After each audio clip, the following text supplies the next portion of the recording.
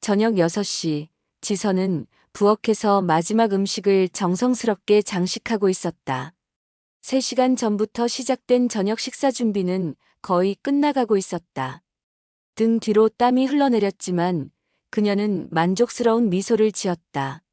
시아버지가 좋아하는 갈비찜, 시어머니가 좋아하는 호박전, 남편 성찬이 좋아하는 잡채까지 모든 요리에 정성을 담았다. 오늘은 꼭 칭찬을 들어야지. 지선은 마지막으로 후식인 초콜릿 무스를 냉장고에서 꺼내며 중얼거렸다. 결혼한 지 3년. 그러나 시아버지 상만의 마음을 사로잡는 것은 불가능해 보였다. 매일 그녀의 음식, 옷차림, 말투, 심지어 걸음걸이까지 트집을 잡았다. 오늘만큼은 달랐으면 했다. 시아버지의 생신을 맞아 특별히 준비한 저녁 식사였으니까. 현관문이 열리는 소리가 들렸다. 먼저 들어온 것은 시어머니였다. 어머, 지선아, 이렇게 많이 차렸어? 고생했구나. 시어머니 정숙은 따뜻하게 말했다. 곧이어 상만과 성찬이 들어왔다. 성찬은 아내를 보자 미소를 지었지만 상만의 얼굴은 여전히 굳어 있었다. 아버님, 어서 오세요. 생신 축하드려요. 지선이 공손하게 인사했다. 상만은 그저 코웃음을 치며 말했다. 뭐, 그냥 먹고 살자고 하는 거지. 식탁에 둘러앉아 식사가 시작되었다. 지선은 시아버지의 그릇에 갈비를 가장 먼저 올려드렸다. 갈비 부드럽게 잘 됐죠? 아버님 좋아하시는 대로 오래 졸였어요. 상만은 젓가락을 들어 고기를 집었다. 한 입 베어 물고는 얼굴을 찌푸렸다. 내 친정에는 간장 공장하냐? 간장을 얼마나 넣은 거야? 지선의 미소가 굳었다. 본인 입맛에 딱 맞게 간을 맞췄다고 생각했는데 죄송해요, 아버님. 다음에는 더 조심할게요. 허구한 날 앵무새같이. 그 소리는 참 잘하는구나. 사람이 발전이 있어야지. 성찬이 끼어들었다. 아버지, 저는 맛있는데요? 짜지 않아요. 내 입맛이 이상한 거지. 그리고 너는 사내 새끼가 내 옆편 내 편 들고 나설 거야? 식사는 어색한 침묵 속에서 계속되었다. 지선은 애써 밝은 표정을 유지하려 했다. 아, 오늘 특별히 후식도 준비했어요. 아버님이 좋아하시는 초콜릿 무스예요. 상만의 눈이 갑자기 빛났다. 어디서 샀어? 직접 만들었어요. 인터넷에서 레시피 찾아서. 상만은 고개를 저었다. 그렇게 어설프게 만든 거 먹다가 탈라면 어쩔 건데. 차라리 사오지 그랬니? 지선은 입술을 깨물었다. 눈물이 차오르는 것을 간신히 참았다. 한번 드셔보세요. 정말 맛있어요. 그녀는 자리에서 일어나 냉장고에서 초콜릿 무스를 꺼냈다. 접시에 예쁘게 담아 테이블 위에 올려놓았다. 그러나 상만은 숟가락을 들지 않았다. 뭐야 이게? 꽁꽁 얼어 있잖아. 지선은 당황했다. 아, 제가 너무 늦게 꺼냈나 봐요. 조금만 기다리면. 기다려. 내가 왜 내 실수 때문에 기다려야 하는데? 상만의 목소리가 높아졌다. 지선은 몸을 움츠렸다. 죄송해요, 아버님. 제가 금방 다른 걸 준비할게요. 됐어. 상만이 갑자기 소리쳤다. 매번 이런 식이야. 집안 살림도 제대로 못하면서 뭘 자꾸 나서는 거야? 그는 테이블을 내리쳤다. 접시들이 덜그럭거렸다. 아버지, 진정하세요. 성찬이 말했다. 너는 왜 이런 애를 데려왔어? 넌 의사식이나 돼서 좋은 집안의 여자도 많을 텐데 사람 보는 눈이 그렇게 없냐? 어디서 하필 이런 밥버러지 같은 애를 데려왔냐고? 지선의 얼굴이 창백해졌다. 밥벌어지라니. 그녀는 집은 평범한 가정이었지만 그렇게까지 모욕당할 이유는 없었다. 아버지! 성찬이 충격에 휩싸인 채 소리쳤다. 그렇게 그날 식사 자리도 언제나처럼 큰 소리로 끝이 났다. 그리고 그날 저녁 2층 자기들 방으로 올라온 성찬은 아무것도 먹지 못한 지선을 위해 냉동실 깊숙이 넣어둔 초콜릿을 꺼내려 아래층으로 내겨갔다. 그런데 냉동실에 넣어둔 초콜릿은 아무리 찾아도 없었다. 빈손으로 돌아온 성찬은 걱정스럽게 말했다. 지선아 어쩌지? 냉동실에 넣어둔 초콜릿이 없어졌어. 너 아무것도 못 먹었는데 잠깐 있어. 내가 얼른 가서 다른 초콜릿이라도 사올게. 너가 먹는 초콜릿 가게는 문 닫은 지 오래고 편의점에서라도 사올게. 한번 먹어봐. 아니야. 오빠, 괜찮아. 안 돼. 너 오늘 아무것도 못 먹었잖아. 성찬은 진심으로 걱정스러웠다. 그리고 그는 불이 나게 밖으로 나갔다. 잠시 후 성찬의 손에는 편의점 초콜릿이 한 봉지 들려 있었다. 지선아, 빨리 먹어봐. 고마워, 오빠. 하나를 먹으려고 입으로 가져가던 지선은 구역질을 하면서 화장실로 향했다. 오빠 못 먹겠어. 냄새가 너무 역해. 그래. 먹지 마 그러면. 병원에 가서 수액이라도 좀 맞을까? 아니, 괜찮아. 내일 초콜릿 사다 줘. 그거 먹으면 돼. 그리고 며칠 후 또다시 똑같은 일이 벌어졌다. 무작정 부모님께 물어보면 안 그래도 미움받고 있는 지선이 더 곤란해질 것 같아서 차마 말을 하지 못했다. 그래서 성찬은 누가 먹는지 지켜보기로 했다. 그런데 그날 밤 방에서 나온 상만이 냉동실 깊숙이에 넣어둔 초콜릿을 꺼내서 주방에 불도 켜지 않은 채 먹기 시작했다. 성찬은 주방에 불을 켜고 성만에게 캐물었다. 그 소리에 놀라서 지선과 정숙이 방에서 나왔다. 초콜릿을 먹던 상만은 분노로 얼굴이 붉게 달아올랐다. 상만은 지선을 째려보며 그는 테이블 위에 초콜릿을 집어들었다. 상전 대접하고 밥도 모자라 고급 초콜릿까지 몰래 감춰놓고 대접이냐? 그 순간 상만은 손에 든 초콜릿을 지선을 향해 던졌다. 순간 지선의 눈에 번지는 공포와 충격. 안 돼요! 성찬이 뛰어올랐다. 그는 아내 앞에 몸을 던졌다. 초콜릿은 그의 어깨를 스치고 거실 바닥으로 떨어졌다. 조용한 밤에 거실 바닥에 쏟아지는 소리와 함께 초콜릿은 산산조각이 났다. 모두가 놀라고 말문이 막히고 순간 숨막히는 정적이 흘렀다. 지선은 그 자리에 얼어붙었다. 그녀의 온몸이 부들부들 떨리고 있었다. 시아버지가 그녀를 향해 무언가를 던졌다. 정말로 던졌다. 성찬은 아내의 앞에 서서 아버지를 향해 돌아섰다. 그의 눈에는 분노와 배신감이 서려 있었다. 아버지, 어떻게 이럴 수 있어요? 지선이한테 무슨 짓을 한 거예요? 상만은 자신이 한 일을 깨닫고 잠시 멍해 보였다.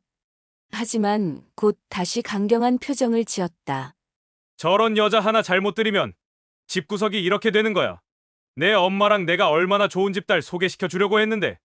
정숙은 충격에 빠져 손으로 입을 가렸다. 여보, 진정해요. 지선이가 뭘 그렇게 잘못했다고. 당신까지 저 밥버러지 편이야? 너 말해봐 저런 걸 뭐가 이쁘다고. 다른 가족들 다 있는데 고급 초콜릿 냉동실에다가 몰래 숨겨놓고 저것만 먹이는 건데. 이런 못돼 먹은 것들 같으니라고. 내가 이 집 가장이라고. 내 말이 법이야. 왜 지선이만 초콜릿 먹였냐고요? 아기 임신해서 밥도 전혀 못 먹는데 유일하게 먹는 게 그 초콜릿 하나씩 먹었는데 그거를 아버지가 말 안 하고 다 먹어서 그럴 때마다 지선이는 매번 굶었다고요. 아버지가 그렇게 미워해서 임신 소식 아직 말 안 한 거고요. 성찬은 천천히 지선의 손을 잡았다. 지선아, 우리 그만 이 집을 나가자. 뭐 상만이 놀라 물었다. 더 이상 아버지와 같은 지붕 아래 살 수 없어요. 지선이를 이렇게 대하는 한 더 이상은. 지선은 눈물을 참으며 남편을 바라보았다. 그녀의 눈은 아직도 두려움에 떨고 있었다. 감히 내가. 상만이 소리쳤다. 네, 감히 제가 아내를 지키려고 합니다. 아버지가 던진 건 단순한 초콜릿이 아니에요. 그건 우리의 관계였고 서로에 대한 존중이었어요. 성찬은 지선을 데리고 자리에서 일어났다. 우리 짐 챙겨서 나갈 거예요. 아버지가 사과하실 준비가 되면 그때 다시 만나요. 바닥에 흩어진 초콜릿 파편을 밟으며 두 사람은 2층으로 올라갔다. 뒤에는 상만의 분노에 찬 외침과 정숙의 흐느끼는 소리만 남았다. 깨진 초콜릿처럼 그 순간 가족의 관계도 산산이 부서졌다. 차가운 초콜릿은 녹아내리겠지만 상만의 얼어붙은 마음은 과연 언제 녹아내릴 수 있을까? 정숙은 바닥에 흩어진 초콜릿과 깨진 유리 조각을 멍하니 바라보며 눈물을 흘렸다. 상만은 소파에 무겁게 앉아 분노에 차 있었다. 돌아올 거야. 어디 갈 데가 있다고. 상만이 중얼거렸다. 정숙은 천천히 일어나 깨진 초콜릿 조각들을 주워 담기 시작했다. 그녀의 손이 떨렸다. 당신이 너무했어요. 정숙이 작은 목소리로 말했다. 뭐라고? 당신이 너무했다고요. 정숙의 목소리가 높아졌다. 30년 결혼 생활 동안 그녀가 남편에게 소리 지른 적은 거의 없었다. 어떻게 며느리한테 그런 짓을 할 수 있어요? 지선이가 뭘 잘못했다고. 저런 애를 데려온 게 문제라고. 상만이 소리쳤다. 내가 몇 번이나 말했어. 성찬이는 명문대 의대 출신 의사라고. 최소한 우리 집안과 어울리는 신부감을 데려와야지. 당신은 가문하면서 그게 그렇게 중요해요? 우리 아들이 행복한 게 더 중요하잖아요. 정숙의 눈에서 눈물이 흘러내렸다. 그녀는 손에 쥐고 있던 깨진 초콜릿 조각을 내려놓았다. 가서 아들 데려와요. 사과하고. 안 그러면 우리 아들 잃어요. 상만은 코웃음을 쳤다. 걱정 마. 돌아다니다가 지치면 돌아올 거야. 그때 성찬의 목소리가 들렸다. 그는 여행용 캐리어를 끌고 지선과 함께 거실로 돌아왔다. 지선의 눈은 붉게 부어 있었다. 우리 정말 떠나요. 성찬이 말했다. 필요한 것만 챙겼어요. 엄마, 나중에 집 구하면 짐은 그때 가져갈게요. 상만은 놀란 듯 아들을 바라보았다. 그는 아들이 정말로 집을 나갈 거라고 생각하지 않았다. 어디로 가려고? 이 시간에? 오늘은 호텔로 가고 내일부터 집을 알아볼 거예요. 허튼 소리 말고 들어가서 짐 풀어. 상만이 명령했다. 성찬은 천천히 고개를 저었다. 아니요, 아버지, 이제 더 이상은 안 돼요. 뭐, 아버지는 가족을 소중히 생각한 적이 있어요? 성찬의 목소리는 낮지만 단호했다. 아버지에게 가족이란 뭐죠? 그저 당신 말에 복종하고 당신 체면을 세워주는 도구예요? 상만의 얼굴이 붉게 달아올랐다. 이 폐륜아. 어떻게 아버지한테 그런 말을? 폐륜이요. 성찬이 쓴웃음을 지었다. 시아버지가 아무 잘못도 없는 며느리한테 물건을 던지는 게 가장이 할 행동인가요? 그게 가족을 사랑하는 방식인가요? 아버지 생신 때도 그래요. 지선이는 입덧해서 음식 냄새도 못 맡는데 그거 다 참고 간봐가면서 정성껏 음식했던 거예요. 한순간이라도 생각해 보셨어요? 알기나 하시냐고요. 성찬아. 정숙이 아들에게 다가갔다. 그래. 화가 나는 건 이해해. 그래도 우리 조금 시간을 두고. 어머니, 죄송해요. 하지만 지선이를 이런 상황에 더 둘 수 없어요. 성찬의 눈에 눈물이 고였다. 어머니도 가세요. 우리랑 같이. 정숙은 놀란 눈으로 아들을 바라보았다. 그리고 남편을 돌아보았다. 30년을 함께한 남편. 그러나 오늘 밤 그는 낯선 사람처럼 느껴졌다. 내가 감히 상만이 떨리는 목소리로 말했다. 엄마까지 데려가겠다고. 아버지가 어머니를 소유하고 있는 게 아니에요. 성찬이 말했다. 어머니도 선택할 권리가 있어요. 정숙은 떨리는 손으로 얼굴을 가렸다. 그녀의 어깨가 흔들렸다. 성찬아 고맙다.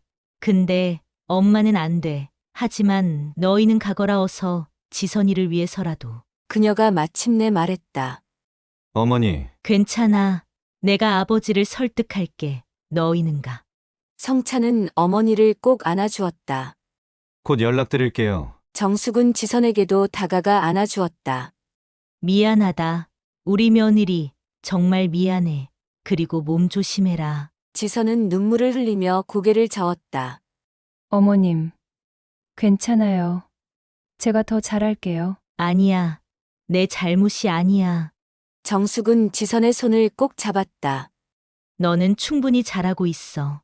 상만은 그 광경을 분노에 차서 지켜보았다. 다들 미쳤나? 이게 뭐 하는 짓들이야? 이제 가자. 성찬이 지선의 손을 잡았다. 어머니, 조심하세요. 두 사람은 현관문을 향해 걸어갔다. 상만이 벌떡 일어나 그들을 막아섰다. 한 발짝이라도 더 나가면 더 이상 너는 내 아들이 아니야. 그가 소리쳤다. 성찬은 잠시 멈춰 섰다. 그의 눈에는 깊은 슬픔이 서려 있었다. 저는 늘 아버지의 아들이고 싶었어요. 하지만 아버지는 제가 어떤 사람인지 알려고 한 적이 없잖아요. 성찬의 목소리가 떨렸다. 저는 지선이를 사랑해요. 아버지가 원하는 대로 안 될 거예요. 그 말을 남기고 성찬은 지선의 손을 잡고 현관문을 열었다. 두 사람은 뒤돌아보지 않고 밖으로 나갔다. 문이 닫히는 소리가 집안에 무겁게 울렸다. 정숙은 그 자리에 무릎을 꿇고 흐느꼈다. 상마는 벽을 주먹으로 내리쳤다. 에이 이런 씨. 그의 분노에 찬 외침이 빈집에 메아리 쳤다. 바닥에는 여전히 깨진 초콜릿 조각들이 흩어져 있었다. 그것은 마치 이 순간 산산이 부서진 가족의 모습을 상징하는 듯했다. 현관문이 닫히고 성찬과 지선은 밤의 어둠 속으로 걸어나갔다. 초여름의 밤 공기는 후덥지근했지만 두 사람의 마음은 차가웠다. 성찬은 무거운 캐리어를 끌며 한 손으로는 지선의 어깨를 감싸 안았다. 정말 괜찮은 거야? 지선이 떨리는 목소리로 물었다. 성찬은 잠시 걸음을 멈추고 아내를 바라보았다. 가로등 불빛 아래 지선의 눈물 자국이 선명했다. 괜찮아. 그가 말했다. 가족보다 내가 지켜야 할 사람을 선택할 거야. 그게 바로 너야, 지선아. 지선의 눈에 다시 눈물이 고였다. 하지만 부모님과 아버지는 언제나 저랬어. 성찬이 쓴웃음을 지었다. 내 인생을 자기 마음대로 통제하려고 했어. 어릴 때부터 아버지가 원하는 대로만 살았어. 의대도 그랬고 전공 선택도 그랬어. 하지만 너만큼은 내가 선택한 사람이야. 그걸 누구도 바꿀 수는 없어. 두 사람은 다시 걷기 시작했다. 늦은 밤, 아파트 단지는 조용했다. 멀리서 개 짖는 소리만 간간히 들렸다. 어디로 갈까? 지선이 물었다. 일단 근처 호텔로 가자. 내일부터 집을 알아볼게. 성찬은 휴대폰을 꺼내 택시를 불렀다. 그때 전화가 울렸다. 어머니라는 이름이 화면에 떠올랐다. 여보세요? 성찬이 전화를 받았다. 성찬아, 정숙의 목소리는 울음으로 떨렸다. 너희 괜찮니? 네, 걱정 마세요. 택시 부르고 있어요. 아버지가 정숙은 말을 잇지 못했다. 아버진 어떠세요? 방에 들어가서 나오지 않으셔 문을 잠그고. 성찬아, 정말 미안해. 내가 더 일찍 말렸어야 했는데. 성찬은 깊이 한숨을 내쉬었다. 어머니 잘못 아니에요. 걱정 마세요. 지선이한테도 미안하다고 전해줘. 아버진 원래 저 정도로 하는 분이 아닌데 요즘 더 이상해진 것 같아. 알아요. 어머니, 아버진 그냥 너무 완고하신 거죠. 통화가 끝나고 성찬은 한동안 휴대폰을 바라보았다. 어린 시절부터 아버지는 엄격했지만 이렇게까지 폭력적인 모습을 보인 적은 없었다. 무엇이 아버지를 그렇게 만들었을까? 택시가 도착했고 두 사람은 짐을 싣고 탑승했다. 호텔로 향하는 동안 성찬은 창밖을 멍하니 바라보았다. 그의 마음속에는 복잡한 감정들이 소용돌이쳤다. 호텔에 도착해 체크인을 마치고 방으로 들어서자 현실감이 밀려왔다. 이제 그들은 정말로 독립한 것이다. 지선은 조용히 짐을 풀기 시작했다. 그녀의 손길은 여전히 떨리고 있었다. 지선아, 성찬이 아내에게 다가갔다. 괜찮아? 지선은 고개를 숙인 채 대답했다. 내가 당신 가족을 망친 것 같아. 뭐라고? 성찬은 놀라 물었다. 아버님 말씀이 맞아. 난 당신 같은 사람의 배우자가 될 자격이 없어. 당신은 의사고, 좋은 집안 출신이고 나는 그냥 평범한. 성찬은 지선의 말을 자르고 그녀를 꽉 안았다. 그런 말 다시는 하지 마. 그건 아버지의 말도 안 되는 억지고. 넌 내가 선택한 사람이야. 내가 사랑하는 사람이고. 출신이나 배경 같은 건 중요하지 않아. 다시는 절대 그런 생각하지 마라. 지선의 어깨가 흔들렸다. 그녀는 성찬의 품 안에서 참았던 눈물을 터뜨렸다. 난 난 정말 최선을 다했어. 아버님 마음에 들기 위해서. 하지만 항상 알아. 지선아, 내가 얼마나 노력했는지 내가 다 봤어. 그리고 알아. 성찬은 지선의 등을 토닥였다. 아버지가 문제야. 너가 아니라. 두 사람은 오랫동안 그렇게 서로를 안고 있었다. 호텔방의 침묵 속에서 그들은 새로운 시작에 대한 두려움과 결단을 동시에 느꼈다. 이제 어떻게 할 거야? 지선이 마침내 물었다. 성찬은 잠시 생각에 잠겼다. 일단 내일 부동산부터 알아보자. 그리고 아버지가 정말 변하지 않는다면 우리는 그냥 우리 길을 가는 수밖에 없어. 지선은 고개를 끄덕였다. 그녀의 눈에는 결연한 의지가 깃들어 있었다. 우리 함께 할 수 있어. 나는 당신만 있으면 돼. 나도 마찬가지야. 우리는 이제 우리만의 가정을 만들자. 그날 밤 상만은 자신의 서재에 홀로 앉아 있었다. 정숙의 노크 소리가 몇 번 들렸지만 그는 대답하지 않았다. 손에는 오래된 가족 사진이 들려 있었다. 성찬이 의대에 합격했을 때 찍은 사진이었다. 내가 뭘 잘못했지? 그는 중얼거렸다. 난 그냥 아들을 위해서, 가문을 위해서. 서재 문이 다시 노크 소리가 들렸다. 여보, 제발 문 좀 열어요. 정숙의 목소리가 들렸다. 우리 얘기 좀 해요. 상만은 대답하지 않았다. 그의 머릿속에는 아들의 마지막 말이 계속 울려 퍼졌다. 가족보다 내가 지켜야 할 사람을 선택할 거야.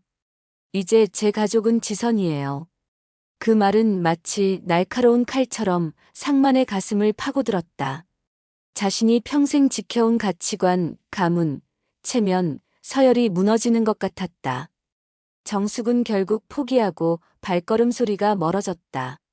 상만은 책상 서랍을 열어 오래된 편지 하나를 꺼냈다.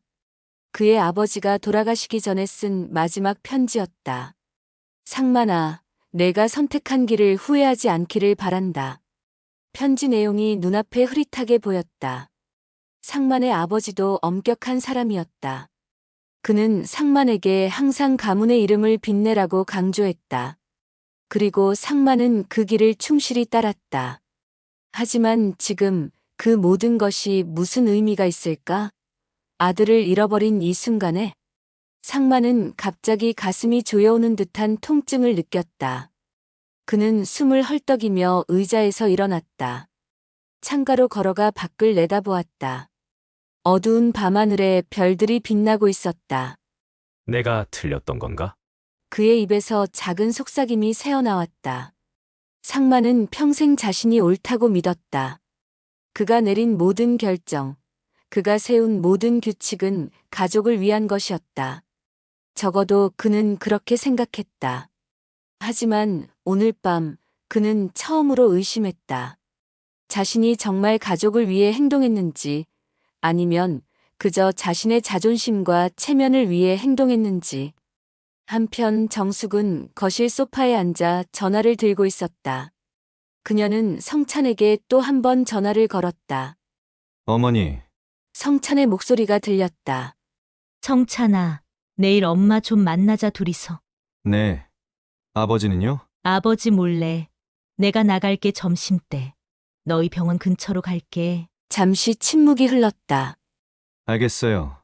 어머니 내일 연락 주세요. 전화를 끊은 정숙은 깊은 한숨을 내쉬었다. 30년 결혼 생활 동안 그녀는 항상 남편의 뜻에 따랐다. 하지만 이제는 그녀도 선택해야 할 때가 온 것 같았다. 거실에는 여전히 깨진 초콜릿 조각들이 남아 있었다. 정숙은 다시 한번 그것들을 청소하기 시작했다. 깨진 관계처럼 이 흔적들도 쉽게 지워지지 않을 것이다. 그때 상만의 서재에서 무언가 쿵하고 떨어지는 소리가 들렸다. 그리고 낮은 신음소리가 이어졌다. 여보, 정숙이 불안하게 외쳤다. 괜찮아요? 대답이 없었다. 정숙은 서둘러 서재로 향했다. 문은 여전히 잠겨 있었다. 여보, 문 열어요. 무슨 일 있어요? 안에서 희미한 움직임만 들릴 뿐 대답은 없었다. 정숙은 공포에 질려 문을 두드렸다. 여보, 제발 대답해요. 여보, 제발 대답하라고요. 정숙이 문을 세게 두드렸다. 결국 그녀는 비상키를 가지러 달려갔다. 손이 떨려 열쇠를 넣는데 몇 번이나 실패해가며 문을 열 수 있었다. 서재 안에서 정숙은 바닥에 쓰러진 상만을 발견했다. 그는 가슴을 부여잡은 채 고통스러운 표정을 짓고 있었다. 여보, 정숙이 비명을 질렀다. 그녀는 곧바로 119에 전화를 걸었다. 구급차가 도착하기 전까지의 시간은 마치 시간이 멈춘 것처럼 느껴졌다. 정숙은 남편의 손을 잡고 계속해서 말을 걸었다. 여보 정신 차려요. 조금만 버텨요. 상만의 입술이 파랗게 변해갔다. 그는 간신히 눈을 뜨고 정숙을 바라보았다. 찬. 그가 힘겹게 속삭였다. 성찬이요? 성찬이한테 전화할게요. 금방요. 정숙은 서둘러 전화를 걸었다. 성찬아, 아버지가 쓰러지셨어. 구급차 불렀어. 병원으로 가야 해. 병원 응급실 앞 성찬과 지선은 정숙을 만났다. 정숙은 눈물에 젖은 얼굴로 아들을 맞았다. 의사가 뭐래요? 성찬이 물었다. 심근경색이래. 지금 응급 수술 중이야. 성찬은 고개를 끄덕였다. 의사로서 그는 상황의 심각성을 이해했다. 아버지가 평소에 고혈압이 있으셨죠? 그래. 약은 잘 안 드시려고 했어. 세 사람은 침묵 속에서 수술이 끝나기를 기다렸다. 새벽녘이 되어서야 의사가 나왔다. 수술은 성공적이었습니다. 하지만 앞으로 며칠이 고비예요. 집중 치료실에서 관찰해야 합니다. 정숙은 안도의 한숨을 내쉬었다. 감사합니다, 선생님. 의사가 떠난 후 성찬은 어머니에게 물었다. 무슨 일이 있었던 거예요? 정숙은 한숨을 내쉬었다. 너희가 나간 후 아버지가 서재에 들어가 문을 잠그고 안 열어주더니 그리고 한참 후에 내가 쓰러지는 소리를 들었지. 성찬은 생각에 잠겼다.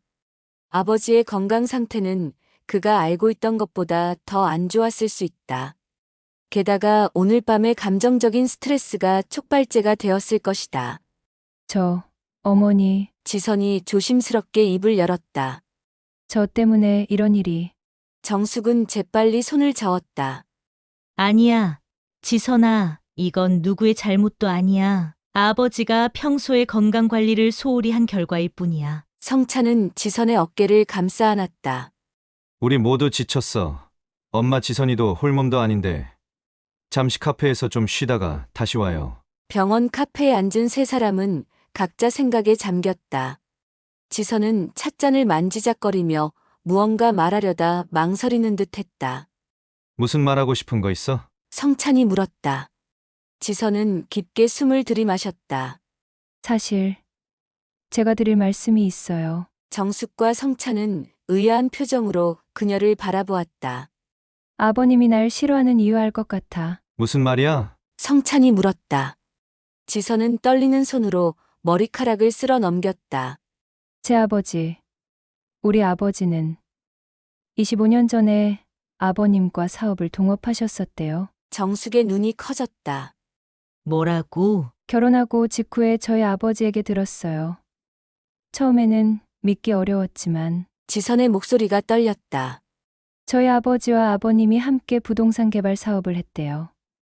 그런데 저희 아버지가 갑자기 투자금을 빼버렸고 그게 회사를 무너뜨렸대요. 뭐라고? 성찬은 충격에 빠졌다. 저희 아버지는 급한 사정이 있어서 그랬다고 하셨지만 결과적으로 아버님은 모든 걸 잃으셨대요. 사업, 평판, 심지어 집까지. 정숙은 입을 가리며 중얼거렸다. 그래서 남편이 늘 지선이 말을 들으면 표정이 굳었던 거였구나. 알고 있었어요? 성찬이 어머니를 바라보았다. 아니, 전부는 몰랐어. 다만 내 아버지가 사업 실패했을 때 큰 상처를 받았다는 것만 알고 있었지. 지선은 눈물을 닦았다. 미안해, 오빠. 내가 진작 말했어야 했는데. 하지만 결혼한 후에 알게 된 거고, 그리고 오빠가 상처받을까봐 두려웠어. 그래서 아버지가 결혼 전에 그렇게 반대하셨던 거구나. 성찬이 중얼거렸다. 하지만 결혼식 때는 굳이 말하지 않으셨어. 아마도 내가 행복해하는 모습을 보고 그냥 넘어가려 하셨던 것 같아. 정숙이 말했다. 그런데 함께 살다 보니 참기 어려웠던 거겠지. 지선은 흐느끼기 시작했다. 미안해. 나 때문이야. 우리 가족 때문에 강신이 아버지와 이렇게 됐어. 성찬은 잠시 생각에 잠겼다. 이제 모든 게 이해가 되었다. 아버지의 비합리적인 분노, 지선을 향한 적대감, 끊임없는 트집. 그것은 깊은 상처와 배신에서 비롯된 것이었다. 하지만 성찬은 지선의 손을 단단히 잡았다. 넌 내 선택이야. 뭐, 지선이 눈물 젖은 얼굴로 바라보았다.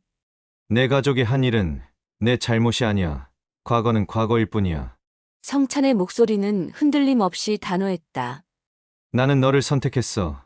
그리고 그 선택을 후회하지 않아. 하지만 아버님이 아버지는 자신의 상처를 치유하지 못하고 있는 거야. 그건 우리가 도와드려야 할 문제지. 내가 책임져야 할 문제가 아니야. 지선은 깊은 안도감을 느끼며 남편을 바라보았다.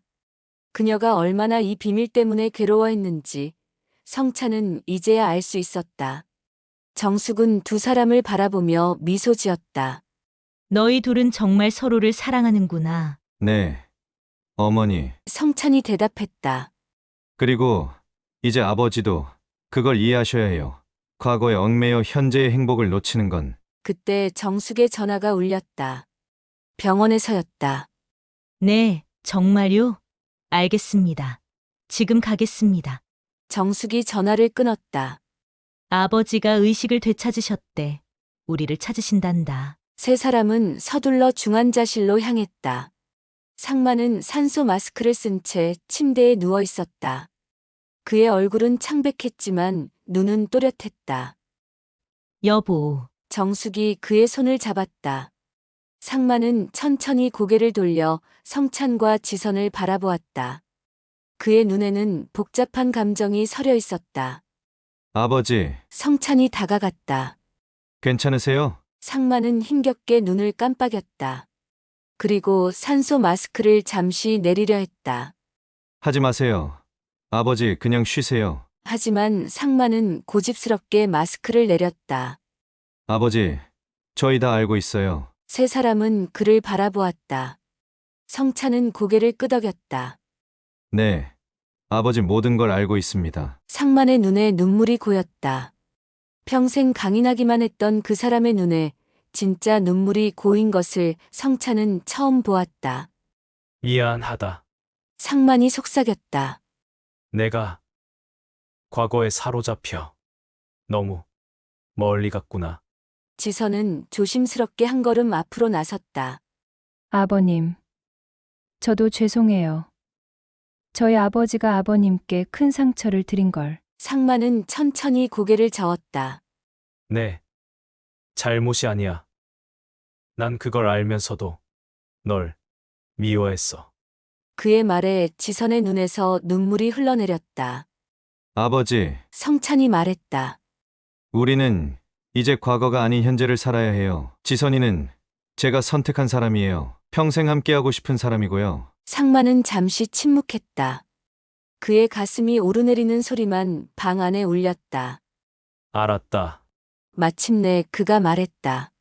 내 선택을 존중해야겠구나. 내가 잘못했어. 성찬은 아버지의 손을 꼭 잡았다. 그 손은 평소보다 훨씬 약해져 있었다. 감사합니다. 아버지, 상만은 이제 지선을 바라보았다. 지선아, 널 받아들이지 못해서 미안하다. 내가 얼마나 노력했는지 이제 알 것 같아. 아니, 이미 알면서도 인정하고 싶지 않았었나 봐. 지선은 울음을 참으며 대답했다. 괜찮아요, 아버님. 저도 더 잘할게요. 아니, 넌 이미 충분히 잘하고 있어. 내가 눈을 가리고 있었을 뿐이야. 간호사가 들어와 상만에게 너무 많은 대화는 좋지 않다고 말했다.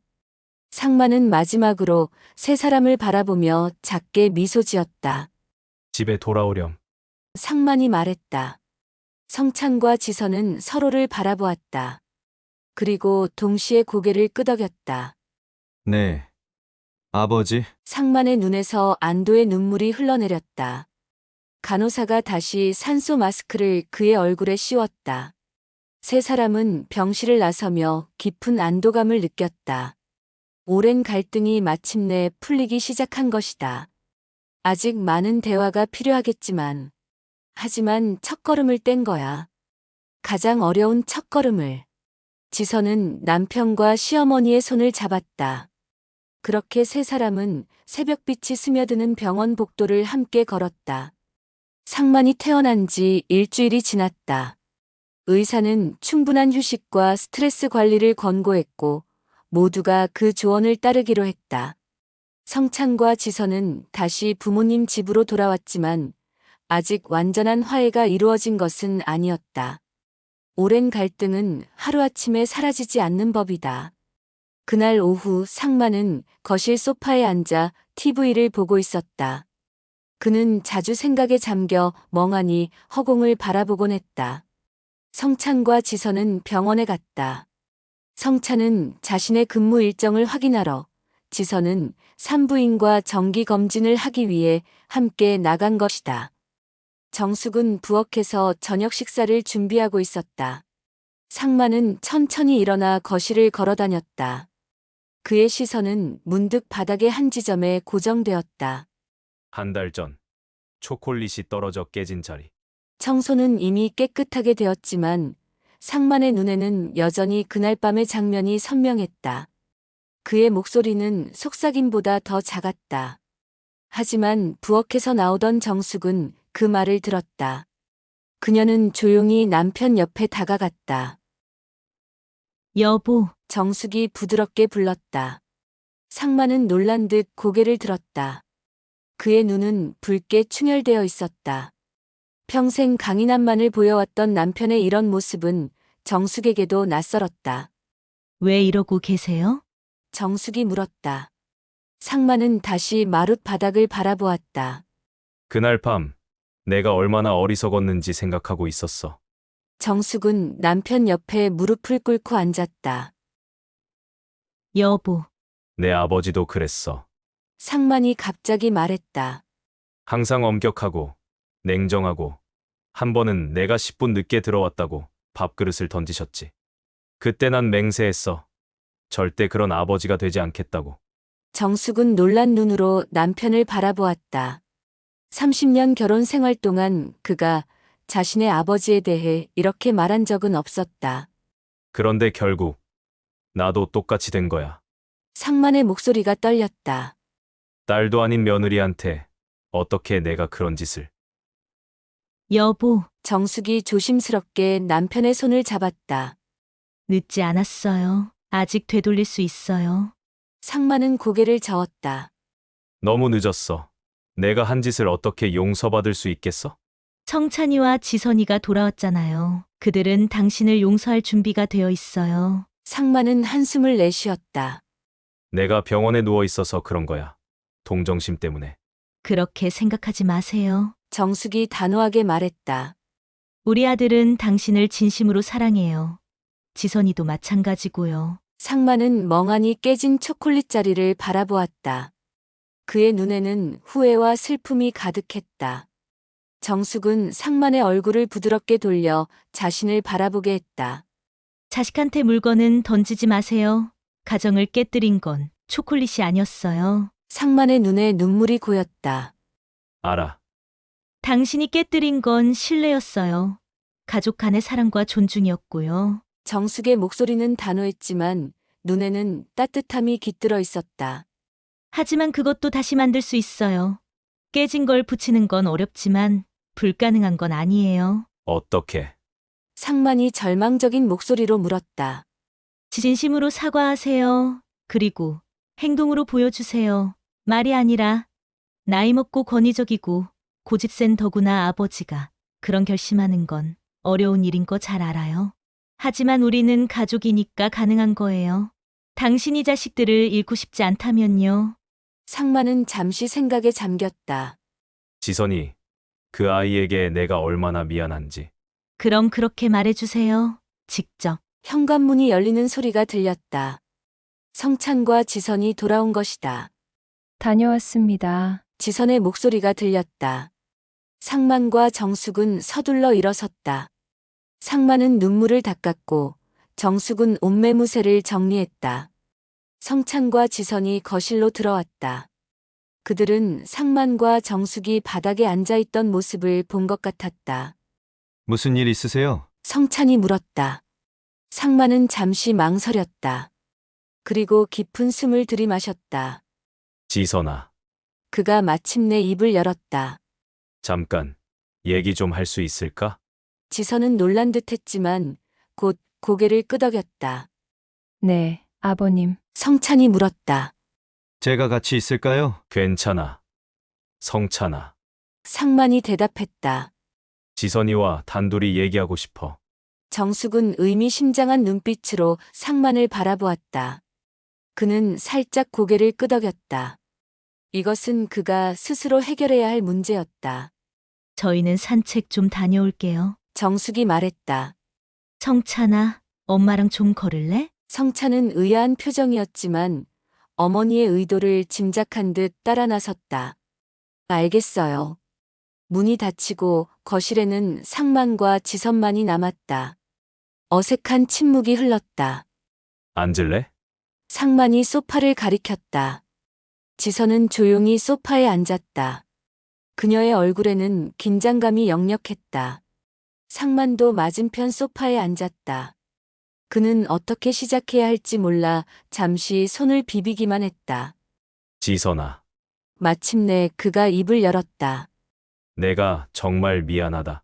지선은 놀란 눈으로 시아버지를 쳐다보았다. 그의 목소리에는 진심이 묻어 있었다. 그날 밤 내가 한 행동은 용서받을 수 없는 일이야. 내게 물건을 던지다니. 내가 어떻게 그런 짓을. 상만의 목소리가 떨렸다. 그는 잠시 말을 멈추고 감정을 추스렸다. 아버님. 지선이 조심스럽게 말했다. 아니, 내 말 좀 끝까지 들어줘. 상만이 부드럽게 말을 이었다. 난 내 아버지와의 일 때문에 내게 큰 잘못을 했어. 내가 전혀 관련 없는 일인데도 내 분노와 상처를 내게 투사했지. 지선은 고개를 숙였다. 저도 진작 말씀드렸어야 했어요. 제가 알게 된 후에. 아니야. 상만이 단호하게 말했다. 그건 내 책임이 아니야. 넌 그저 사랑하는 사람과 결혼한 것뿐이야. 과거의 일로 너를 판단한 건 내 잘못이야. 지선의 눈에 눈물이 고였다. 아버님. 내가 우리 가족을 위해 얼마나 노력했는지 이제야 보이더구나. 매일 아침 일찍 일어나 아침 준비하는 모습, 내가 좋아하는 음식을 연구하는 모습, 집안일을 열심히 하는 모습. 상만은 깊은 한숨을 내쉬었다. 그런데 난 그 모든 걸 무시했어. 내 노력을 인정하는 대신 끊임없이 트집을 잡았지. 지선은 눈물을 참으며 말했다. 저는 그저 아버님께 인정받고 싶었어요. 좋은 며느리가 되고 싶었고. 넌 이미 충분히 좋은 며느리야. 상만이 진심을 담아 말했다. 내가 그걸 보지 못했을 뿐이야. 그는 조심스럽게 지선의 손을 잡았다. 날 용서해 줄 수 있겠니? 이제부터라도 내가 진짜 아버지가 되어줄게. 지선의 눈에서 눈물이 흘러내렸다. 그녀는 고개를 끄덕였다. 네, 아버님. 감사합니다. 상만의 눈에도 눈물이 고였다. 고맙다. 지선아. 정말 고맙다. 그리고 하나 더 약속할게. 상만이 말했다. 내 아버지와의 일도 내가 이제는 내려놓을 거야. 과거는 과거일 뿐이야. 우리는 현재를 살아야지. 지선은 놀란 듯 시아버지를 바라보았다. 정말요? 그래. 상만이 고개를 끄덕였다. 내 부모님을 언젠가 한번 식사 자리에 초대하고 싶구나. 괜찮을까? 지선의 얼굴에 밝은 미소가 번졌다. 물론이죠, 아버님. 저희 부모님도 정말 기뻐하실 거예요. 두 사람의 대화가 끝날 무렵 현관문이 다시 열렸다. 성찬과 정숙이 돌아온 것이다. 그녀의 눈은 여전히 눈물로 젖어 있었지만 그것은 이제 기쁨의 눈물이었다. 상만은 아들에게도 다가갔다. 성찬아, 내게도 사과해야 할 것 같구나. 내가 너무 완고했어. 내 선택을 존중하지 않았고. 괜찮아요. 아버지, 성찬이 대답했다. 이제 모든 게 괜찮아질 거예요. 정숙은 남편을 자랑스럽게 바라보았다. 그가 마침내 자신의 잘못을 인정하고 변화하는 모습을 보는 것은 감동적이었다. 그럼 오늘 저녁은 내가 살 테니까 외식하러 가자. 우리 모두 함께. 상만이 갑자기 말했다. 정말요? 지선이 놀라워했다. 참. 그런데 지선이는 입덧 때문에 음식 먹기 힘든 거야? 아니에요, 아버님. 요즘은 입덧이 지나가고 뭐든 잘 먹어요. 그래. 상만이 미소 지었다. 새로운 시작을 위한 식사야. 그날 저녁 네 사람은 근처 레스토랑에서 오랜만에 행복한 식사를 했다. 웃음소리가 테이블을 맴돌았고 과거의 긴장감은 사라졌다. 디저트 타임, 웨이터가 초콜릿 무스를 테이블에 놓았다. 모두가 잠시 굳어졌다. 상만은 천천히 손을 뻗어 스푼을 들었다. 다들 한번 먹어보자. 지선이가 만든 것보다 맛있을지 궁금하네. 지선은 미소 지었다. 다음에는 제가 더 맛있게 만들어 볼게요, 아버님. 기대할게. 상만이 따뜻하게 대답했다. 그때부터 상만은 지선의 건강을 챙기고 며느리의 근황을 챙기고 심지어 태교 음악까지 찾아 틀어주었다. 과거 냉담했던 모습은 온데간데 없이 사라졌다. 아들일까? 딸일까? 상만은 매일 아침 지선에게 물었다. 아직 모르겠어요, 아버님. 다음 달에 검사 받을 때 알 수 있을 거예요. 마침내 예쁜 사내아이가 태어났고 이름은 지호라고 지었다. 상만은 손자를 품에 안았을 때 눈물을 참지 못했다. 그동안 자신이 얼마나 경직된 삶을 살았는지 그리고 얼마나 많은 것을 놓쳐왔는지 깨달았다. 시간은 빠르게 흘러 어느덧 지호의 돌이 다가왔다. 그런데 돌잔치를 준비하면서 예상치 못한 문제가 생겼다. 성찬과 지선은 새 집을 구해 독립하기로 한 것이다. 아버지, 어머니 저희가 이제 독립하려고 해요. 성찬이 조심스럽게 말했다. 상만의 표정이 굳었다. 왜? 지호도 크고 저희도 이제 자리를 잡아야 할 것 같아서요. 그래도 바로 근처로 갈 거예요. 지호는 가끔 두 분이 봐주셔야 해요. 상만은 말없이 자리를 떠났다. 그날 이후 그는 며칠 동안 말이 없었다. 정숙은 남편의 심정을 이해했다. 겨우 가족의 의미를 깨달은 상만에게 이별은 또 다른 상처였다. 지호의 돌잔치 날 성찬과 지선은 작은 연회장을 예약했다. 성찬은 어깨를 으쓱했다. 돌잔치가 시작되고 많은 손님들이 모였다. 상만과 정숙은 지호에게서 눈을 떼지 못하고 한박 웃음을 웃고 있었다. 돌잡이 의식이 시작되었다. 지호 앞에는 여러 물건들이 놓였다. 붓, 돈, 실, 공. 아이가 무엇을 집느냐에 따라 미래를 점치는 전통 의식이었다. 돌잡이가 시작되고 지호는 서서히 기어가더니 앞에 놓인 떡을 두 손으로 힘주어 들더니 상만에게 응응거리며 내밀었다. 모두가 웃음을 터뜨렸다. 긴장이 풀리고 돌잔치는 더욱 화기애애한 분위기로 이어졌다.